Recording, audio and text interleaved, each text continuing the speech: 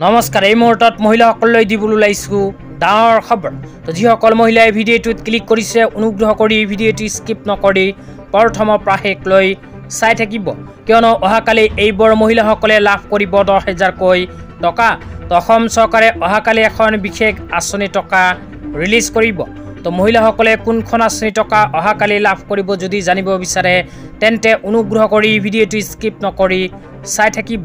লগতে মোৰ চেনেলত নতুন হলে প্লিজ চেনেলটো সাবস্ক্ৰাইব কৰি মোৰ লগত থাকিব আৰু ভিডিঅ'টো ভাল লাগিলে অনুগ্ৰহ কৰি শেয়াৰ কৰি দিব তো বলক ভিডিঅ'টো আৰম্ভ কৰি এতিয়া আমি বিস্তাৰিত জানিলো যে অহাকালি কোনবোৰ মহিলাসকলে লাভ কৰিব চৰকাৰী ধন তো আপোনালোকে মোবাইল স্ক্ৰীনত চাব পাৰিছে চৰকাৰৰ ফালৰ পৰা এনেকৈ এখন আপডেট প্ৰদান কৰিছে তো ইয়াতে কোৱা অনুযায়ী যিসকল এছএচজি গোটৰ মহিলাসকলে মুখ্যমন্ত্ৰী মহিলা উদ্যমিতা অভিযান আঁচনিৰ ফৰ্ম ফিলআপ কৰি জমা দিছিল সেই সকল মহিলাক অসম চৰকাৰে ইতিমধ্যে মুখ্যমন্ত্ৰী মহিলা উদ্যমিতা অভিযান আঁচনিৰ 10,000 কৈ টকা প্ৰদানৰ কাম আৰম্ভ কৰিছে তো ইয়াৰ লগত সংগতি ৰাখি অসম চৰকাৰে অহাকালি এইবোৰ মহিলাসকলক প্ৰদান কৰিব মুখ্যমন্ত্ৰী মহিলা উদ্যমিতা অভিযান আঁচনিৰ 10,000 কৈ টকা কোনবোৰ মহিলাসকলে লাভ কৰিব আপোনালোকক বিস্তাৰিত জনাই দিছো তো আজি হল 4 ছেপ্টেম্বৰ আজি অসম চৰকাৰে ঢেকিয়াজুলিৰ আত্মসহায়ক গোটৰ মহিলাসকলক প্ৰদান কৰিলে মুখ্যমন্ত্ৰী মহিলা উদ্যমিতা অভিযান আঁচনিৰ 10,000 কৈ